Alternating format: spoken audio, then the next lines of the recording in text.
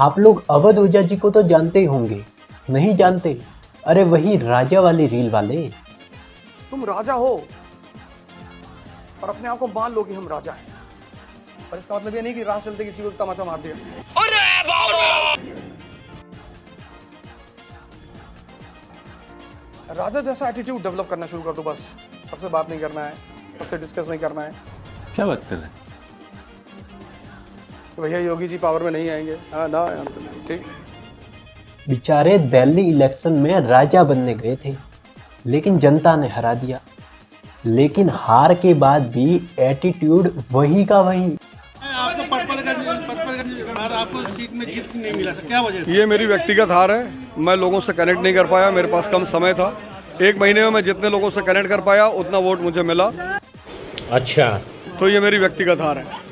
दिल्ली में आम आदमी पार्टी की बुरी हार हो रही है, इस पर क्या? मुझे अभी इस पे बारे में कोई सूचना नहीं, मैं सूचना मिलने पे इस पे बाइट दूंगा। अन्ना हजारे ने भी बयान दिया है कि ये शराब नीति मामले में घोटाले का।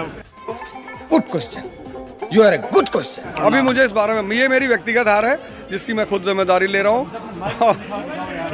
बने रहिएगा एकदम कल से जा रहा हूँ, पहले लोगों से मिलूंगा और अपना काम शुरू करूंगा। अगला विधानसभा चुनाव फिर पटवर्धन से लड़ूंगा। पता नहीं ये कैसी व्यक्तिगत हार थी कि पूरी पार्टी ही चुनाव हार गई। और केजरीवाल, जिन्हें कि ओझा जी ने भगवान का अवतार बना दिया था, वो भी हार गए। अरविंद केजरीवाल जी निश्चित तौर पर भगवान है। मैं तो उनको कह ही चुका हूँ, कृष्ण के अवतार हैं वो।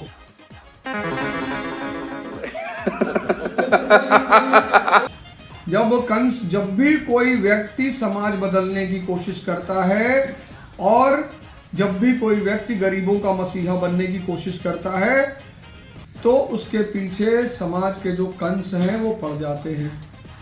नहीं तो भगवान कृष्ण जेल में कैसे पैदा होते? क्या बिगाड़ा था भाई देवकी और वासुदेव ने? कुछ भी।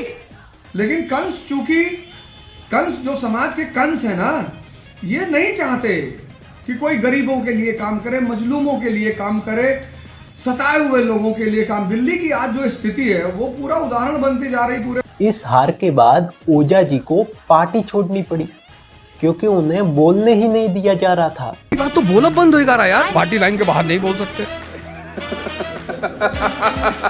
चुनाव से पहले इनका कहना था कि अगर मुझे जेल भेज दिया गया तो मैं 5 लाख वोट से जीतूंगा। 140 करोड़ की आबादी में अगर 1.5 लाख दुश्मन ना हो तो फिर क्या फायदा जीने का? आदमी की औकात उसके दुश्मनों से ही पता चलती है। तो सीधे मोदी शाह से लड़ लिए। जेल भेज देंगे तो अगला चुनाव 5 लाख वोट से जीतूंगा। क्या करे, सपना अधूरा का अधूरा रह गया। और इसके साथ ही इन्होंने आम आदमी पार्टी के साथ आजीवन जीने मरने की कस्में खा ली थी। मतलब आजीवन आप ही रहोगे? आप ही रहो आजीवन। आजीवन। सोशल मीडिया बहुत अभी पुराना वाला सब निकालते, ये भी निकालेंगे लोग। भाई साहब के ऊपर 19 साल की एज में 19 केस चल रहे थे।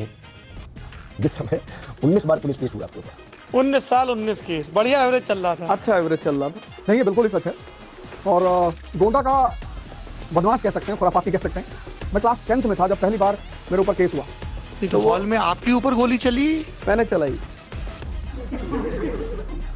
तो पहला शूट आउट वहीं पे हुआ। शौक है बचपन से, मेरा बाप बदमाश था, मैं बदमाश ही हूँ। लेकिन यही एवरेज इलेक्शन में निकालने में चूक गए। अगर प्रधानमंत्री मोदी जी ओझा जी को प्रधानमंत्री का पद भी दे दे तो भी ओझा जी लेंगे नहीं। अगर नरेंद्र मोदी जी कल मुझे कह दें कि यार मैं पद छोड़ रहा हूँ, तुम प्राइम मिनिस्टर की शपथ ले लो, आओ। मेरा वैसे भी थोड़ा चाहता। अरे ज्यादा की बात ही नहीं है। अगर मुझसे कह दे कि मैं प्रधानमंत्री का पद दे रहा हूँ, तब भी नहीं। इसलिए तो विधायक बनने गए थे, लेकिन चुनाव नतीजों के बाद ये एहसास हो गया कि अब मुझे संन्यास ले लेना चाहिए। मुझे मतलब मुझे नहीं, ओझा जी को। चुनाव लड़ने के बाद मुझे जो चीजों का एहसास हुआ, ये हुआ कि मुझे राजनीति नहीं करनी चाहिए, इसलिए मैंने राजनीति से संन्यास लिया। तो उम्मीद करते हैं आपको ओझा जी के व्यक्तित्व ने प्रेरित किया होगा, और ओझा जी की तरफ से आप लोगों के लिए एंड में ये वाली रील। कोई गाली दे और तुम मुस्कुरा